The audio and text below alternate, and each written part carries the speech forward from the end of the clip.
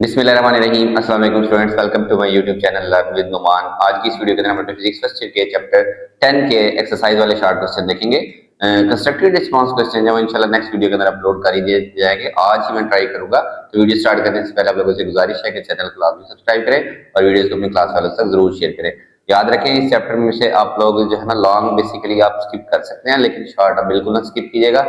इनको as it is याद कीजिएगा और एक्सरसाइज में से मोस्ट प्रोबेबली आपके पास शॉर्ट क्वेश्चन आते हैं। ठीक है, क्वेश्चन नंबर 1 देखें।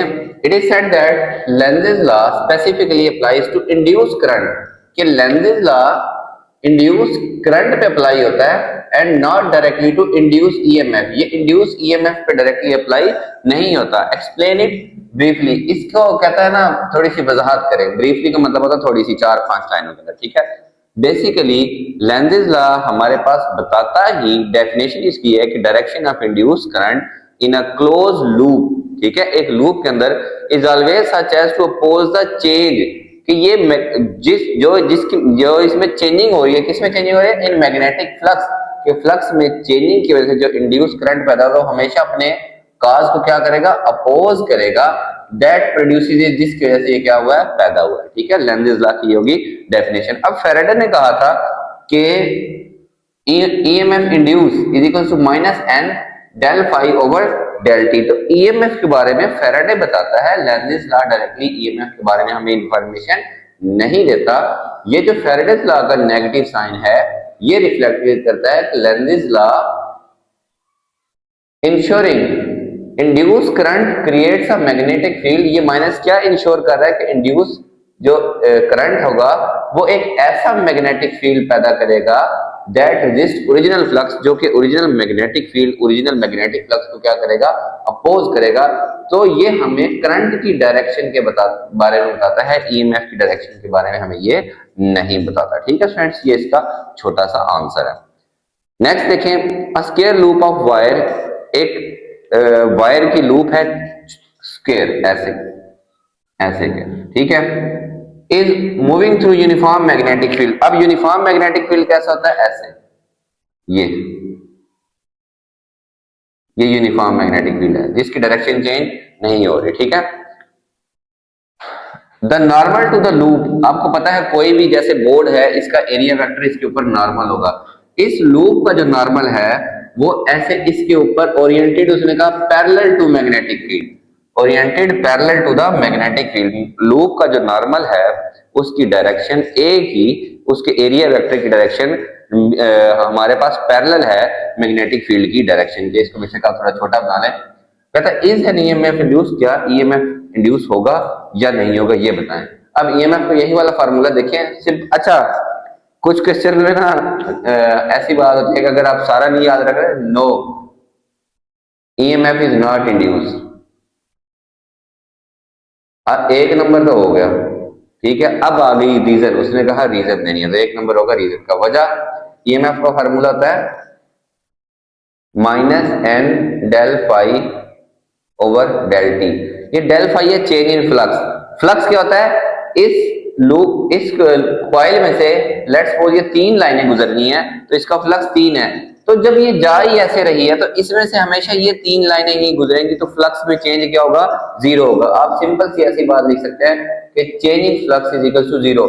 इसकी भी रीजन दे सकते हैं। इसकी रीजन क्या हो सकती है स्टूडेंट्स? बेसिकली फ्लक्स होता है बी ए कॉस थीटा। ठीक है, लेकिन चेंज इन फ्लक्स जो होगा ना वो चेंज इन फ्लक्स होता है या तो एरिया चेंज हो रहा हो या मैग्नेटिक फील्ड चेंज हो रहा हो, दोनों में से कोई एक। B del A cos theta लिख सकते हैं या फिर आप del into B A cos theta. लेकिन ना एरिया वेक्टर रोटेट कर रहा है ना ही मैग्नेटिक फील्ड की डायरेक्शन चेंज हो रही है। तो ये जो चेंज इन मैग्नेटिक फील्ड और change in area is equal to 0 है। जब किसी चीज में चेंजिंग ही नहीं हो रही तो चेंज इन फ्लक्स भी क्या होगा? 0 होगा। ठीक है, आप लिख दें as change in B is equal to 0, also change in A is equal to 0। ये दोनों 0 हैं तो चेंज इन फ्लक्स क्या होगा? 0 होगा। जब ये चीज 0 है, फ्लक्स में चेंज 0 है, तो E की वैल्यू भी क्या होगी? Minus N into 0 over delta t. तो ये क्या आ गई? 0। यहाँ पे कोई ईएमएफ इंड्यूस नहीं होगा because there is no change in flux. असल बात आपने यही लिखनी है, as change in flux is 0, change in magnetic flux is zero, कोई मैग्नेटिक फ्लक्स चेंज नहीं हो रहा। ये आपका इसका बड़ा ऑथेंटिक आंसर बन जाएगा, ठीक है। थर्ड देखें, does the induce EMF always act to decrease the magnetic flux through the circuit. के लेट्स सपोज हमारे पास ये कॉइल है, ठीक है, ये इसमें से फ्लक्स गुजर रहा था ऐसे, हम मैग्नेटिक फील्ड को इसके पास लेकर आए थे नॉर्थ पोल और साउथ पोल, ठीक है। तो क्या इसके अंदर अब करंट पैदा होगा, उस करंट की वजह से मैग्नेटिक फील्ड पैदा होगा, इंड्यूस ईएमएफ होगी। तो उस इंड्यूस ईएमएफ क्या वो हमेशा इसको कम करने की कोशिश करेगी, मतलब लेंज़ेस लॉ के अकॉर्डिंग इसमें जो हमारे पास करंट पैदा होगा वो ऐसी ईएमएफ इंड्यूस होगी जिसकी वजह से करंट पैदा होगा, उस करंट की वजह से ऐसा मैग्नेटिक फील्ड होगा जिसको अपोज करेगा। अगर तो ये इसमें इसकी तरफ आ रहा है तो वो इसको दूर करेगा, यानी कि देखिए ना, करीब आने का मतलब फ्लक्स इंक्रीज हो रहा है तो वो इसको डिक्रीज करेगा। लेकिन अगर ये उससे दूर जा रहा हो तो स्टूडेंट्स, दूर जाते हुए भी मैग्नेटिक फ्लक्स चेंज होगा। जब भी मैग्नेटिक फ्लक्स चेंज होता है तो ईएमएफ इंड्यूस होता है, तो ये उसको अब दूर नहीं जाने देगा, फिर वो मैग्नेटिक फ्लक्स को क्या करेगा, इंक्रीज, डिक्रीज करने के बजाय क्या कर रहा होगा, इंक्रीज करने की कोशिश करेगा। तो हम लिखेंगे no induce EMF does not always act to decrease magnetic flux. कैसे स्टूडेंट्स, कि लेंज़ेस लॉ के according to Lenz's law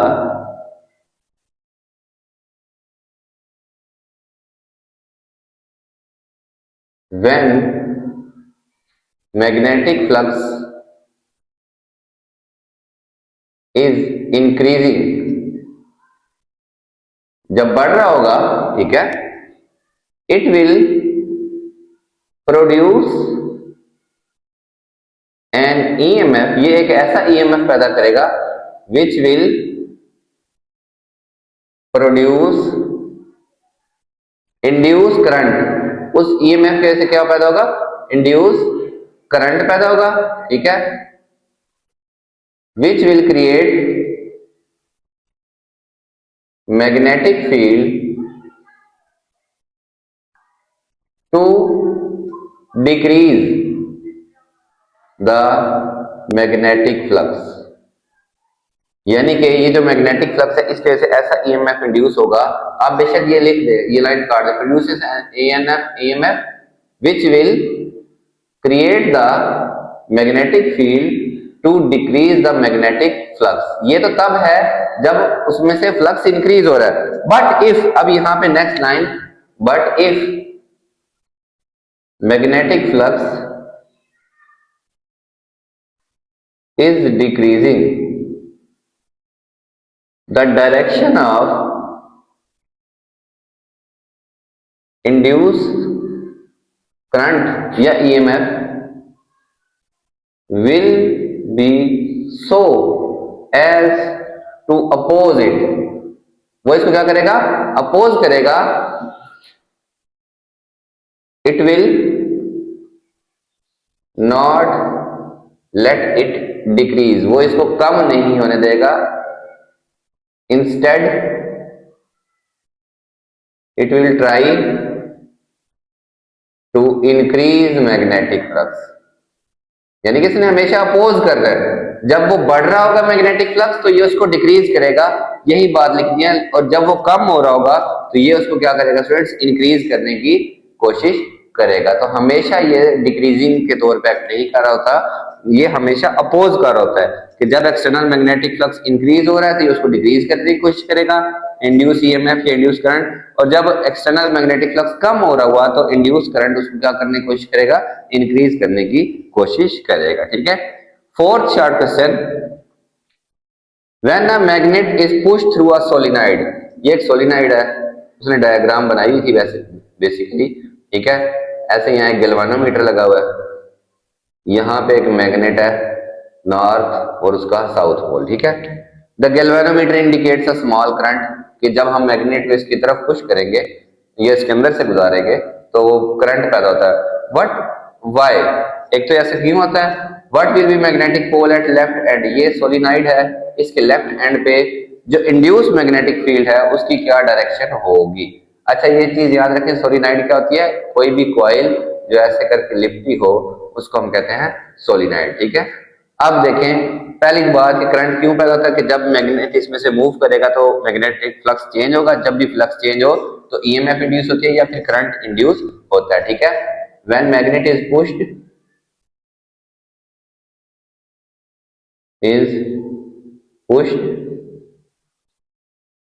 magnetic flux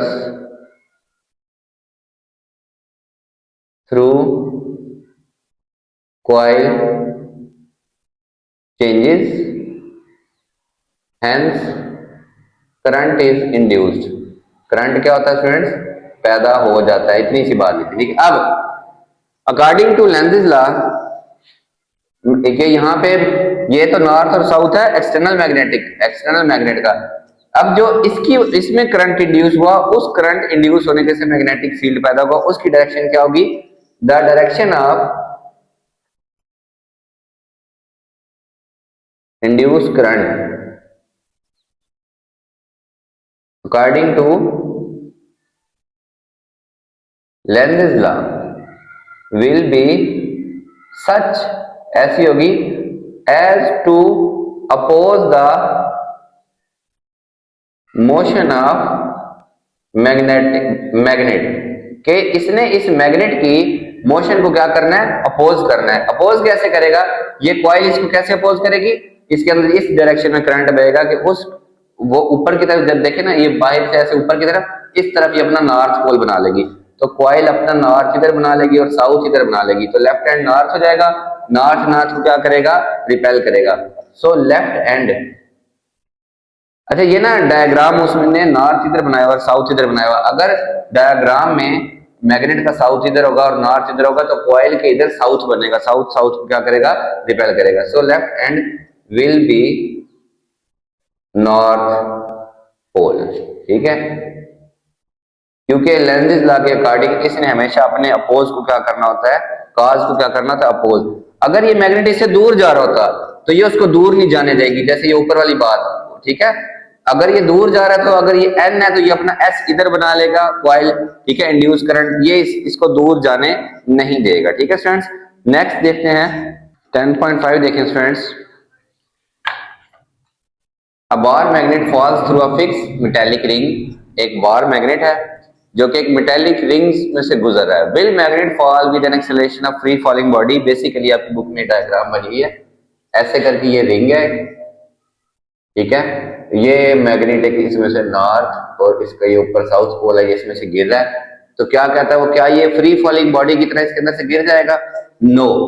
वजह क्या है, इतनी सी लिख दी ना, आधा नंबर होगा आपका, ठीक है। वजह क्या है, motion of magnet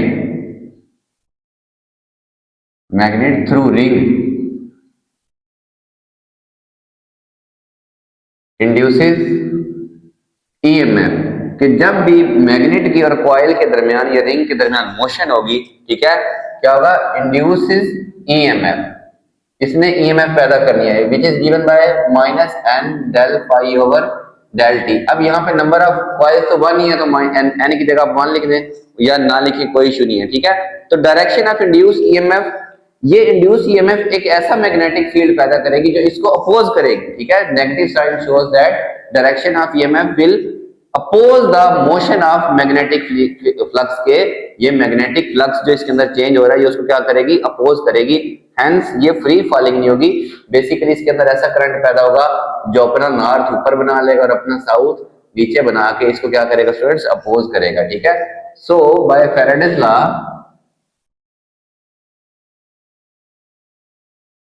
induce EMF will oppose the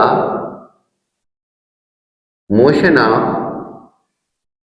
bar magnet, ये उस बार मैग्नेट की मोशन को क्या करेगी, अपोज करेगी। हेंस जब ये अपोज करेगी, bar magnet will not fall freely, वो फ्रीली नहीं गिरेगा विद एक्सेलरेशन जी, वो जी के साथ नहीं गिरेगा बल्कि उसकी एक्सेलरेशन जी से इंस्टेड लेस देन जी। आप लिख दें instead its acceleration will be less than g, इसकी एक्सेलरेशन जी से कम होगी। ठीक है, चाहे आप लेंज़ेज लॉ से बताएं कि लेंज़ेज लॉ में आप कह सकते हैं कि इसके अंदर ऐसा इंड्यूस करंट पैदा होगा, उस इंड्यूस करंट की वजह से इंड्यूस मैग्नेटिक फील्ड होगा, वो इस मैग्नेटिक फील्ड को क्या करेगा, अपोज करेगा। तो जब ये अपोज करेगा तो वो फ्रीली इसके अंदर से नहीं गिरेगा बल्कि उसको रेजिस्टेंस होगी, वो आराम से गिरेगा। ठीक है, वेट की वजह से वो गिर जरूर जाएगा लेकिन वो फ्री फॉल नहीं होगा। फ्री फॉल कैसे होता है कि जैसे लिफ्ट की अचानक से ऊपर से सपोर्ट टूट जाए और लिफ्ट गिरे, या जैसे हम ऊपर से कोई ईंट गिराते हैं, कोई भी चीज गिराते हैं, वो फ्रीली नीचे गिरते, ऐसे नहीं गिरेगा। ठीक है, अच्छा जी 10.6 which of two charged particle of same mass will be deflected most in magnetic field। ये मैं यहाँ पहले आपको डायग्राम बना के दिखाता हूँ, देखिए ऊपर ही बना लेते हैं। लेट्स सपोज ये मैग्नेटिक फील्ड है इनटू द पेपर। ठीक है स्टूडेंट्स, मैग्नेटिक फील्ड की डायरेक्शन कहाँ पे है, पेपर के अंदर। मैग्नेटिक फील्ड की डायरेक्शन हो गई पेज के अंदर। वो कहता है which of two charge particle of same mass, इस दो चार्ज पार्टिकल है, दोनों का मैस सेम है। ठीक है, और वेलोसिटी भी सेम ही है, सॉरी सेम नहीं है, एक फास्ट मूविंग है एक स्लो मूविंग है। एक वेलोसिटी दोनों की है, डायरेक्शन सेम, लेकिन एक थोड़ा तेज चल रहा है एक थोड़ा आहिस्ता चल रहा है। तो कौन सा ज्यादा डिफ्लेक्ट होगा, किसके ऊपर फोर्स ज्यादा लगेगी और वो डिफ्लेक्ट हो जाएगा। Basically magnetic force provides centripetal force. ये मैं भी आपको बताता हूं। मैग्नेटिक फोर्स होती है F equal to Q V B. ठीक है, लेट क्योंकि इसका एंगल 90 है, वेलोसिटी और मैग्नेटिक फील्ड के दरमियान में एंगल क्या है 90, तो साइन 90 यहाँ पे 1 हो गया। ये इसको क्या प्रोवाइड करती है, सेंट्रीपिटल फोर्स। उसका फार्मूला था mv²/r। ये v एक v से कैंसिल हो जाएगा। तो हमने ये देखना है कि किसका डिफ्लेक्शन ज्यादा होने का क्या मतलब, किसका रेडियस छोटा होगा। ये ज्यादा डिफ्लेक्ट होगा तो इसका रेडियस छोटा होगा, ये अगर कम डिफ्लेक्ट हो रहा है तो इसका रेडियस बड़ा होगा। ठीक है, जिसका रेडियस जितना कम उसकी डिफ्लेक्शन उतनी ज्यादा, जिसका रेडियस जितना ज्यादा उस ठीक है, रेडियस ज्यादा होने का मतलब उसमें डिफ्लेक्शन क्या है, कम है। ठीक है, तो हमें बेसिकली आर को सेटल करते हैं, आर इधर ऊपर आ जाएगा, एम वी यहीं कहीं, एक वी कैंसिल, क्यू और बी नीचे आ जाएगा। अब देखें दोनों चार्ज सेम है। ठीक है, मैस भी दोनों का सेम है, मैग्नेटिक फील्ड भी सेम है। जिसकी वेलोसिटी ज्यादा उसका रेडियस ज्यादा, यानी कि जो स्पीड से आ रहा होगा, खुद सोचे एक गाड़ी आ रही है स्पीड से, आपने उसको मोड़ना है, तो जो गाड़ी स्पीड से आ रही होगी आपको ज्यादा फोर्स लगा के उसको मोड़ना पड़ेगा, जबकि फोर्स दोनों के लिए सेम है। उसकी निस्बत एक चीज आ रही है जिसकी वेलोसिटी कम है, उसको मोड़ना क्या है, आसान है। ठीक है, तो बाय द रिलेशन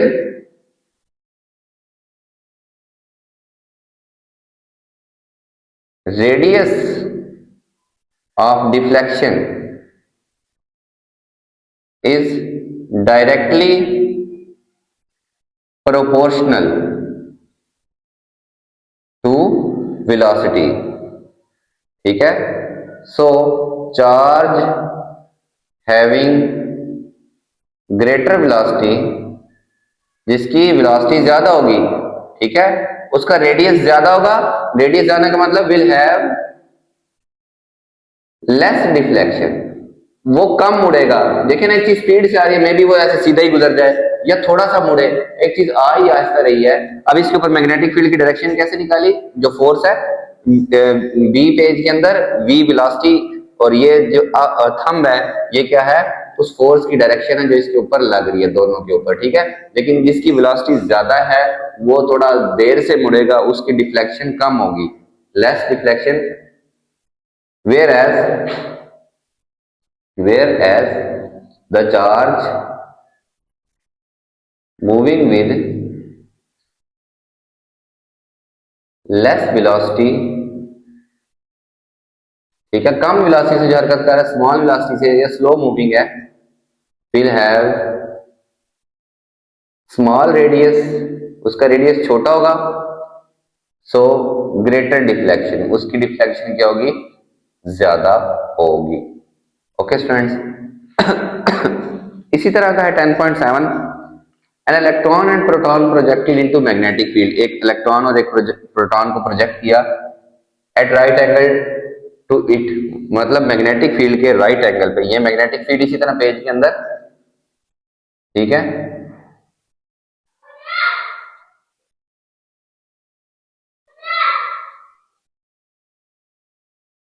ये मैग्नेटिक फील्ड हो गया पेज के अंदर, तो हमने एक इलेक्ट्रॉन और एक प्रोटॉन को इसके राइट एंगल पे, ये पेज के अंदर है, तो हमने जो इलेक्ट्रॉन, ये लेट्स सपोज ये प्रोटॉन है इस तरह, और इलेक्ट्रॉन को भी हमने इस तरह भेजा, वेलोसिटी दोनों की सेम है, वेलोसिटी की डायरेक्शन उसके परपेंडिकुलर है। देखें जो बी है पेज के अंदर, वी वेलोसिटी। अब फोर्स, जो अगर ये प्रोटॉन है ना, ये वाला क्या है, प्रोटॉन है, तो प्रोटॉन के ऊपर फोर्स लगेगी, हमने क्योंकि पॉजिटिव चार्जेस की स्टडी किया है, तो बी पेज के अंदर वी वेलोसिटी, प्रोटॉन के ऊपर की तरफ फोर्स लगेगी, ठीक है, एफ। जबकि इलेक्ट्रॉन के ऊपर फोर्स अपोजिट, चार्ज अपोजिट है तो फोर्स की डायरेक्शन क्या हो जाएगी, अपोजिट हो जाएगी, ठीक है। Which will suffer greater deflection, किसकी डिफ्लेक्शन ज्यादा होगी। अब ये ना हम इसी रिलेशन से निकालते हैं, according to relation, according to relation. पहले आपने ये वाली बात लिख लेनी है, magnetic force provide centripetal force, तो वो आपने इससे ये चीज रिलेट करनी है, R is equal to M V over Q B. अब मैस का फर्क होता है, वेलोसिटी हमने दोनों को सेम दी, ठीक है, सर्टेन वेलोसिटी दी। क्यू क्या है, चार्ज, चार्ज की जो मिकदार है वो दोनों पे सेम है, डायरेक्शन बेशक एक पॉजिटिव और एक नेगेटिव है, लेकिन क्वांटिटी ऑफ चार्ज दोनों के ऊपर सेम है, मैग्नेटिक फील्ड भी सेम है। फर्क किसका है, मैस का। प्रोटॉन आपको पता है 1827 टाइम्स हैवियर होता है इलेक्ट्रॉन की निस्बत, जिसका मैस ज्यादा उसका रेडियस ज्यादा। खुद सोचे एक ट्रक आ रहा है, आपने उसको मोड़ना है, तो वो मोड़ना आपके लिए मुश्किल है, जबकि एक छोटा बच्चा साइकिल के ऊपर आ रहा है, आप आसानी से उसको ऐसे करके मोड़ देंगे। जिसका मैस कम, उसको आप कम रेडियस पे मोड़ सकते हैं, उसकी डिफ्लेक्शन ज्यादा होगी। जिसका मैस ज्यादा, ठीक है, उसको आप ज्यादा रेडियस पे मोड़ेंगे, ज्यादा रेडियस का मतलब उसकी डिफ्लेक्शन कम होगी। According to relation, as proton has greater mass than electron, electron की निस्बत इसका मास ज्यादा है, so its radius of deflection will be larger, radius, proton बड़े सर्कल में मूव करेगा, जबकि इलेक्ट्रॉन का मास कम है तो बेचारा छोटे से सर्कल में ऐसे अपोजिट डायरेक्शन मूव कर जाएगा, ठीक है। तो जिसकी डिफ्लेक्शन का रेडियस ज्यादा, hence deflection will be less, ठीक है। प्रोटॉन की डिफ्लेक्शन लेस होगी, electron will be deflected at greater due to small mass, mass कम होने की वजह से इसकी डिफ्लेक्शन क्या होगी, ज्यादा होगी। ओके स्टूडेंट्स, नेक्स्ट देखते हैं अपने, हमारे दो रह गए एक्सरसाइज के। 10.8 देखें स्टूडेंट्स, क्या ना single moving proton produces magnetic field के, एक सिंगल प्रोटॉन है, ये ऐसे जा रहा है, ठीक है, तो क्या ये मैग्नेटिक फील्ड पैदा करेगा, जी बिल्कुल पैदा करेगा, ये definitely,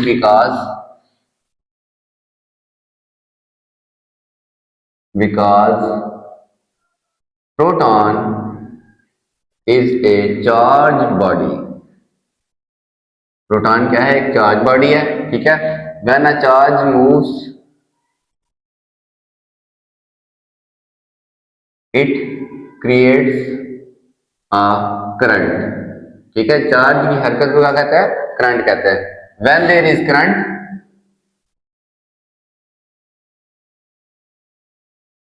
it induces magnetic field around it, magnetic field, जब भी करंट बहता है तो उसके आसपास क्या पैदा होता है, मैग्नेटिक फील्ड पैदा होता है, ठीक है। तो प्रोटॉन एक चार्ज है, चार्ज अगर जा रहा है इसका मतलब करंट जा रहा है, करंट अगर कहीं से गुजर रहा है तो उसके आसपास क्या पैदा होगा, मैग्नेटिक फील्ड। ऐसे हम इसके थंब की तरफ पकड़ेंगे करंट को, ये इसके आसपास क्या होगा, मैग्नेटिक फील्ड डेफिनेटली पैदा होगा। 10.9 बड़ा interesting. Magnetic flux field is necessary. एक मैग्नेटिक फील्ड का होना जरूरी है if there is to be a magnetic flux, कि अगर मैग्नेटिक फ्लक्स हमें चाहिए तो मैग्नेटिक फील्ड होना जरूरी है। Passing through the coil of wire, के वो जनाब कॉइल है, ये कॉइल है, ठीक है, इसके अंदर से ये क्या गुजर रहा है, मैग्नेटिक फील्ड ऐसे, यानी कि सिंगल कॉइल बनाए, आप चलें ज्यादा ना बनाए, ये मैग्नेटिक फील्ड इसके अंदर से गुजर रहा है, तो ये क्या है, मैग्नेटिक फ्लक्स यहाँ पे है, ठीक है। यट लेकिन just because there is a magnetic field, आप कहें कि मैग्नेटिक फील्ड है, ठीक है, ये मैग्नेटिक फील्ड तो है, does not means that a magnetic flux will pass through the coil. इसका ये मतलब नहीं कि वाकई कॉइल में से मैग्नेटिक फ्लक्स पास करेगा, ऐसा कैसे हो सकता है। अकाउंट फॉर द सिचुएशन, वो कहता है इसको जरा डिटेल में आप समझाएं।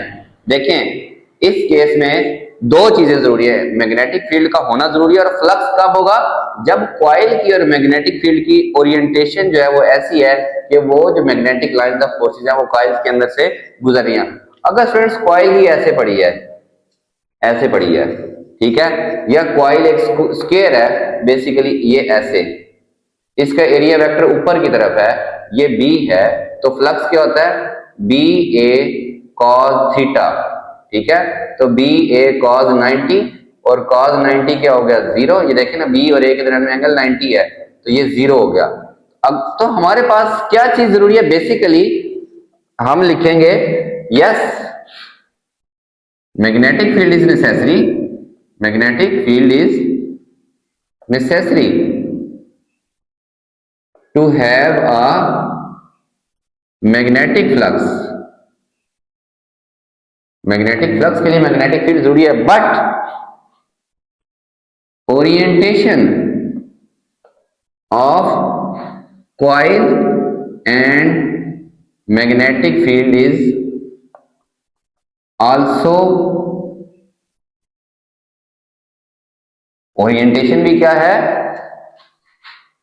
अकाउंट्स, ये भी जिम्मेदार है for the magnetic flux, magnetic flux के लिए इनकी ओरिएंटेशन भी क्या है, जरूरी है, ठीक है। जैसे मैंने ये ऐसे एग्जांपल दी, if coil is oriented parallel, अगर कॉइल पैरेलल है टू मैग्नेटिक फील्ड, ये कॉइल पैरेलल है तो इसका area vector is perpendicular, area vector is perpendicular, ठीक है, टू फील्ड, मैग्नेटिक फील्ड की क्या है, perpendicular, hence no flux will pass through coil, coil में से कोई भी मैग्नेटिक फ्लक्स नहीं गुजरेगा, ठीक है।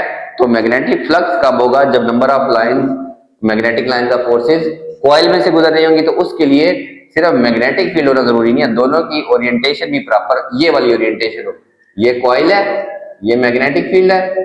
अब देखिए कॉइल का एरिया वेक्टर इस तरफ और बी की डायरेक्शन, तो फ्लक्स क्या होगा, बी ए cos 0 डिग्री, और cos 0 1 होता है, तो ये आ गया मैक्सिमम फ्लक्स, कि इनकी ओरिएंटेशन भी क्या है हमारे पास फ्रेंड्स जरूरी होती है, ठीक है। इसके अंदर ख्याल दो, आपके स्मार्ट सिलेबस वाले मैंने स्किप नहीं किए कि बिकॉज नेक्स्ट ईयर ये जो वीडियो है तो उन स्टूडेंट्स के लिए तो स्मार्ट सिलेबस नहीं होगा, इसलिए मैंने सारे अपलोड कर दिए, तो आपने स्मार्ट सिलेबस के मुताबिक इसमें से आपने तैयारी लाजमी करनी है। आई थिंक 6 होंगे, बाकी 3 जो कटे हुए हैं 10.5, 6 और 7 स्किप हुए हैं, बाकी सारे इंक्लूडेड हैं। अब देखें एक एक्सरसाइज में से 5 शार्ट क्वेश्चन है और उसके कंस्ट्रक्टेड भी हैं, तो आपने वो 5 के 5 एटलीस्ट सही याद करने हैं, उसमें से 1-2 लाजमी आपके पेपर का पार्ट होगा, ठीक है।